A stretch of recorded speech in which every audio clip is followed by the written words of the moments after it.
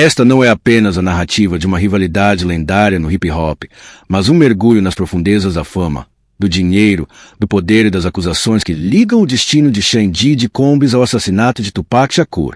Uma história que se estende por décadas, tecida com verdades parciais, segredos velados, uma busca incansável por justiça que até hoje não encontrou seu fim. O gênese de uma guerra, dinheiro, ego e território, início dos anos 90. Para entender a complexa trama entre Diddy e Tupac, precisamos voltar ao início dos anos 90, quando o hip-hop explodia, mas também se dividia. De um lado, Nova York, berço do gênero, via a ascensão meteórica de Bad Boy Records, a gravadora de Puff Daddy, o futuro Diddy. Puff era um produtor visionário, um empresário com um faro para o sucesso, que transformou artistas como The Notorious B.I.G. em estrelas globais. A Bad Boy exalava luxo, batidas suaves e um estilo de vida ostentador que cativava o público.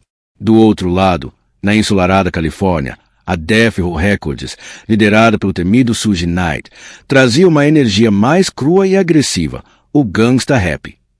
A Death Row era o lar de lendas como Dr. Dre a partir de 1995, do furacão Tupac Shakur. Tupac não era apenas um rapper, ele era um poeta de rua, um ativista, um ator, com uma intensidade visceral e letras que falavam de injustiça, violência e resiliência. A rivalidade começou de forma quase inocente, com competições nas paradas de sucesso e letras que alfinetavam os rivais. Mas, com o ego inflado e o dinheiro fluindo, a disputa logo saiu dos estúdios e ganhou as ruas. A mídia, sedenta por narrativas dramáticas, jogou lenha na fogueira, transformando artistas em gladiadores de uma guerra territorial e ideológica. O ponto sem retorno, o atentado no Quad Studios, novembro de 1994. O evento que transformou essa rivalidade em uma tragédia inevitável aconteceu em 30 de novembro de 1994. Tupac estava no Quad Record Studios, em Nova York, para gravar um verso para um artista. Diddy e Big G também estavam no prédio. O que se seguiu foi catalisador de todo o caos que viria. Tupac foi abordado por assaltantes no lobby do estúdio, baleado 5 vezes, roubado de suas joias. Ele conseguiu chegar a um elevador, onde Diddy e Big G estavam, e foi levado ao hospital. Apesar de ter sobrevivido, a experiência foi traumática e moldou sua percepção. Do leito hospitalar, e com o tempo, Tupac começou a acusar publicamente Diddy e Big G de terem orquestrado o ataque, no mínimo, de terem conhecimento prévio e não o terem avisado. Vocês sabiam. Vocês me armaram, ele declarava com fúria. A frase I'll be back, eu voltarei, se tornou um presságio. As negativas de Diddy e Big G eram veementes. Eles afirmavam que não tinham qualquer envolvimento e que estavam tão chocados quanto qualquer um. Mas, para Tupac, a ferida era profunda demais para cicatrizar. Sua paranoia se transformou em raiva. A partir daquele momento, a rivalidade deixou de ser apenas sobre música, tornou-se uma vendetta pessoal. Tupac assinou com a Death Row Records de Suge Knight, uma jogada que solidificou a divisão leste-oeste e lançou Hitting Up, uma diss track brutal que atacava Diddy, Big G e a Bad Boy Records com uma intensidade raramente vista no hip-hop. Cada rima era uma bala, cada palavra um grito de guerra. A noite em Las Vegas. O clímax da tragédia, setembro de 1996. A tensão continuou a escalar. Turnês, premiações e festas se tornaram palcos de confrontos e ameaças. O mundo do hip-hop prendia a respiração, esperando o próximo movimento. Em 7 de setembro de 1996, a espera acabou. Tupac Shakur estava em Las Vegas para assistir a uma luta de boxe de Mike Tyson. Após a luta, ele foi baleado em um drive-by, enquanto estava em um carro com Suge Knight. 6 dias depois, em 13 de setembro, Tupac sucumbiu aos ferimentos, com apenas 25 anos. A morte de Tupac enviou ondas de choque pelo mundo. O assassinato permanece oficialmente sem solução, mas as teorias da conspiração floresceram. Para muitos, a conexão com Diddy e a Bad Boy Records era inevitável. A teoria da retaliação. A hipótese mais popular era que a morte de Tupac foi uma retaliação direta pelas provocações de Hitting Up e pelas acusações sobre o tiroteio de 1994. A guerra entre as gravadoras teria escalado para além do controle, e a morte de Tupac seria a resposta violenta do leste. As reportagens investigativas, jornalistas investigativos, como Chunky Phillips, do Los Angeles Times, e Randall Sullivan, da Rolling Stone, publicaram extensas reportagens que, embora não conclusivas, apontavam para possíveis elos com membros de gangues, figuras ligadas a ambas as gravadoras. Alguns sugeriram que Diddy ou seus associados teriam oferecido recompensas pela morte de Tupac ou Suge Knight. Essas reportagens, embora controversas e muitas vezes contestadas, alimentaram a narrativa de que havia muito mais por trás dos bastidores. O fantasma persistente, acusações de QFD e as recentes revelações. Por décadas, a sombra da suspeita pairou sobre Diddy. Ele negou repetidamente qualquer envolvimento. Mas o fantasma de Tupac nunca o deixou. A reviravolta mais significativa veio em setembro de 2023, quando Duane QFD Davis, um ex-líder de gangue, foi finalmente acusado de ser o mandante do assassinato de Tupac. QFD, em entrevistas em documentos judiciais que se tornaram públicos, fez alegações explosivas. Ele afirmou que Diddy teria oferecido $1 milhão para ele cuidar de Tupac e Suge Knight. QFD alegou que seu sobrinho, Orlando Anderson, já falecido, foi quem puxou o gatilho e que a ordem teria vindo de um plano maior. Essa acusação, vinda de alguém que se auto-identificou como presente na cena do crime, reacendeu o debate e aprofundou as questões sobre o papel de Diddy. A partir desse momento, as negativas de Diddy se tornaram mais difíceis de sustentar em meio à crescente onda de acusações. E as coisas ficaram ainda mais sombrias. Nos últimos meses, Diddy tem enfrentado uma enxurrada de ações civis e uma investigação federal abrangente por alegações de má conduta sexual, tráfico sexual, extorsão e outros crimes graves.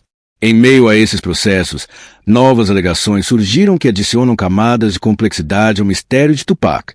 Algumas vítimas e testemunhas, em depoimentos e ações judiciais, alegaram que Diddy teria se gabado de seu envolvimento na morte de Tupac em conversas privadas, ou que usava o destino de Tupac como uma forma de ameaça para intimidar pessoas. Essas revelações recentes, embora ainda não comprovadas em tribunal e negadas por Diddy, pintam um quadro mais perturbador e levantam questões sobre o caráter e as profundezas do império que ele construiu. Seriam essas novas acusações apenas uma forma de denegrir sua imagem, ou há uma verdade mais sombria sendo finalmente revelada? O legado manuscrito e a busca incessante por respostas. A vida de Sean Diddy Combs, que antes era uma história de sucesso e pioneirismo no hip-hop, agora é um livro aberto de controvérsias e suspeitas. Ele passou de um magnata admirado a uma figura pública sob intenso escrutínio legal e moral. E o enigma de Tupac Shakur? Ele permanece, um espectro que assombra a história da música. Será que a acusação de QFD e as novas alegações sobre Diddy finalmente trarão a verdade à tona? Ou este será um mistério que a indústria do hip-hop e os fãs continuarão a debater por gerações? Essa história nos lembra que a fama, o poder e o dinheiro podem criar um labirinto onde a linha entre a glória e a tragédia se desfaz. Quantos segredos ainda estão enterrados sob as batidas de rap e os holofotes de Hollywood? E o que realmente significa ter justiça quando o tempo passou e as testemunhas desapareceram? O hip-hop, em sua essência, sempre foi sobre narrativas e a busca pela verdade. E esta é uma narrativa que, para muitos, ainda não teve seu ponto final. Será que um dia o véu se levantará completamente? O império contra o poeta, quando a música encontrou a rua. O cenário dos anos 90 era um barril de pólvora cultural. O hip-hop, antes um som marginalizado, havia se tornado uma força global. Em seu epicentro, dois impérios se erguiam. A Bad Boy Records de Diddy, em Nova York, com seu brilho comercial, seu astro pop-rap, The Notorious B.I.G., e a Death Row Records de Suge Knight, na Califórnia, com sua sonoridade crua e o gênio poético e rebelde de Tupac Shakur. Diddy, um visionário inegável, construía uma máquina de hits, misturando rap com R&B pop, criando uma estética de luxo e festa. Ele era o estrategista, o produtor que sabia como transformar batidas em milhões. Sua ambição era ilimitada. Do outro lado, Tupac era a personificação da rua, um intelectual com cicatrizes, que trazia para suas rimas a dor, a raiva e a esperança de uma comunidade marginalizada. Ele era um vulcão de emoções, autêntico até a medula, e isso tornava perigoso para o establishment. A rivalidade leste-oeste, que começou como uma competição saudável por domínio nas paradas, rapidamente se transformou em algo muito mais sinistro. A mídia, ávida por sensacionalismo, inflava cada desentendimento. Diss tracks como Who Shot Ya, de Big G, interpretada por Tupac como uma provocação pessoal após o atentado, e o explosivo Hit em Abs Tupac, um ataque direto e sem rodeios a Diddy e Big G, não eram apenas músicas. Eram declarações de guerra, transmitidas em volume máximo para milhões de ouvintes. O que antes era apenas música, tornou-se um reflexo perigoso da violência real que assolava muitas comunidades, agora potencializada pela plataforma global do hip-hop. A Mancha no Lobby, o primeiro ato da tragédia, 1994. O evento que serviu como pivô dessa tragédia ocorreu em 30 de novembro de 1994. Tupac estava no Quad Recording Studios, em Nova York. Segundo Tupac, ele foi atraído até lá por um convite para gravar, mas, ao chegar, foi emboscado por 2 homens armados no lobby do estúdio. Ele foi baleado 5 vezes e roubado. Diddy e The Notorious B.I.G. estavam no mesmo prédio, e Tupac alegou que eles estavam envolvidos ou sabiam do ataque. Essa acusação, lançada pelo próprio Tupac em entrevistas e em suas letras, especialmente após ser solto da prisão e assinar com a Death Row, foi o estupim. A ferida física e a traição percebida consumiram Tupac. Ele se convenceu de que Diddy e Big G tinham um papel no ataque, querendo tirá-lo do caminho. A inocência que Diddy e Big G clamavam jamais foi aceita por Tupac, que via a recusa deles em se solidarizar ou investigar o incidente como uma confirmação de sua culpa. A partir desse dia, a música de Tupac ganhou um tom ainda mais agressivo e vingativo, e a rivalidade entre Bad Boy e Death Row se transformou em uma disputa pessoal de vida ou morte. A noite fatídica em Las Vegas, o preço da fama, 1996. A escalada da violência atingiu seu ponto mais alto em 7 de setembro de 1996. Tupac estava em Las Vegas para assistir a uma luta de Mike Tyson. Após o evento, enquanto estava em um carro com Suge Knight, ele foi alvo de um tiroteio drive-by. 6 dias depois, o mundo chorou a morte de Tupac Shakur. A pergunta "quem matou Tupac?" se tornou um clamor global, e as teorias da conspiração floresceram. A conexão com Diddy e a Bad Boy era uma das mais persistentes, alimentada pela intensa rivalidade que precedeu a morte do rapper. A narrativa da vingança leste-oeste. Muitos acreditavam que o assassinato de Tupac foi uma retaliação direta pelos disparos verbais em Hitting Up e pelas acusações de Tupac sobre o tiroteio de 1994. A ideia era que a guerra entre as gravadoras havia atingido um ponto de não retorno, e a morte de Tupac seria a resposta do leste. Rumores de contratos e recompensas por sua morte circulavam incessantemente nos bastidores e na mídia. Investigações jornalísticas profundas, jornalistas investigativos dedicados, como Chunky Phillips, Los Angeles Times e Randall Sullivan, Rolling Stone, mergulharam fundo no caso. Embora suas conclusões fossem muitas vezes controversas e contestadas, eles revelaram uma rede complexa de membros de gangues, figuras obscuras ligadas às gravadoras, e a possibilidade de que Diddy, ou seus associados, tivessem oferecido dinheiro para cuidar de Tupac ou Suge Knight. Essas reportagens, embora baseadas em fontes anônimas e difíceis de verificar, deram peso à suspeita pública e consolidaram a ideia de que o assassinato não foi um ato isolado, mas parte de uma conspiração maior. O terremoto recente, QFD e as alegações sombrias de Diddy, de 2023 a 2025. Por quase 3 décadas, Diddy negou firmemente qualquer envolvimento, mantendo a fachada de um empresário brilhante que havia superado as controvérsias. Mas essa fachada começou a desmoronar dramaticamente em setembro de 2023, com a acusação formal de Duane QFD Davis como mandante do assassinato de Tupac. QFD, um ex-líder de gangue, não era uma testemunha qualquer. Ele havia se gabado em seu livro de memórias e em documentários de que estava no carro de onde os tiros foram disparados contra Tupac. Agora, em seu depoimento à polícia, tornado público em documentos judiciais, ele não apenas implicou seu sobrinho, Orlando Anderson, como atirador, mas fez a alegação mais chocante, que Diddy Combs havia lhe oferecido $1 milhão para eliminar Tupac e Suge Knight. Essa revelação não foi apenas uma bomba, foi um terremoto que abalou os alicerces da indústria musical. As negações de Didi agora eram confrontadas diretamente por uma fonte que afirmava ter recebido dinheiro dele para cometer o crime. E a situação de Didi só piorou. Desde o final de 2023 e entrando em 2024 e 2025, ele se tornou alvo de uma avalanche de ações judiciais civis, uma investigação federal massiva, envolvendo alegações de má conduta sexual, tráfico sexual, extorsão e outros crimes gravíssimos. No meio desse turbilhão, surgiram novas e perturbadoras alegações que se conectam ao mistério de Tupac.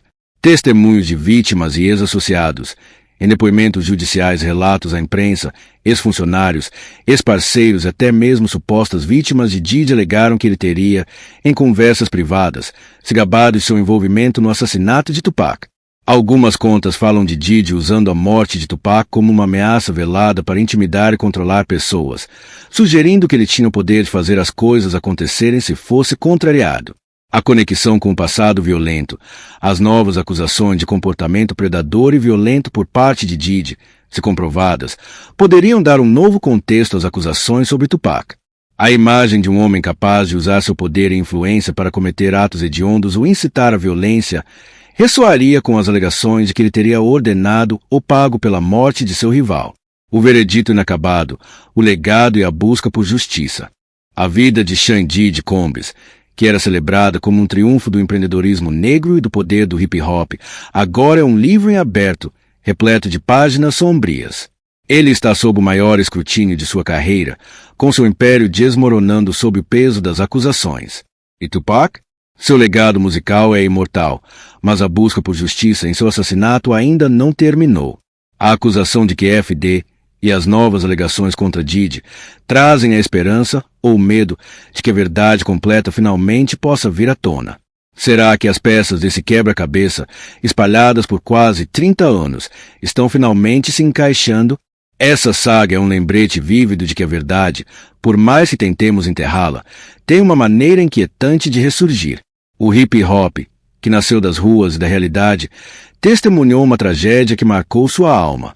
E, para nós, que ouvimos essa história, fica a pergunta: o que mais permanece oculto por trás do brilho da fama e do poder? E, quando a justiça chegar, ela será capaz de curar as feridas de uma era inteira. A melodia de Tupac ainda ecoa. E a sombra de Didi, agora mais do que nunca, está sob os holofotes. E assim, chegamos ao final desta jornada intensa, um mergulho profundo na história de dois titãs do hip-hop e no mistério que ainda o cerca. A narrativa de Sean Diddy Combs e Tupac Shakur é mais do que um caso criminal não resolvido. É um espelho da complexidade humana, da busca por poder e reconhecimento, e das sombras que a fama pode projetar. Reflexões que permanecem. Essa história nos força a questionar: o que acontece quando a arte imita a vida de forma tão perigosa? Até que ponto as letras de rap, a rivalidade e o ego se tornam catalisadores para a violência real? A justiça, mesmo que demore décadas, é sempre alcançada? Ou existem verdades que, por mais que sejam buscadas, permanecerão para sempre nas entrelinhas de um passado turbulento? Qual o preço da ambição ilimitada? Diddy construiu um império, mas as acusações recentes e as sombras de Tupac pairam sobre ele. Será que o sucesso a qualquer custo vale o peso da consciência ou o escrutínio público? Como a cultura do hip-hop, que nasceu da adversidade, ainda lida com as tragédias que a moldaram. O legado de Tupac vive, mas a dor de sua perda e as dúvidas sobre quem foi responsável nunca se dissiparam. A história de Diddy e Tupac é um lembrete vívido de que nem todas as músicas terminam com um fade-out. Algumas deixam um ponto de interrogação, uma dissonância que ecoa indefinidamente, convidando-nos a refletir sobre os caminhos que a vida nos apresenta e as escolhas que fazemos.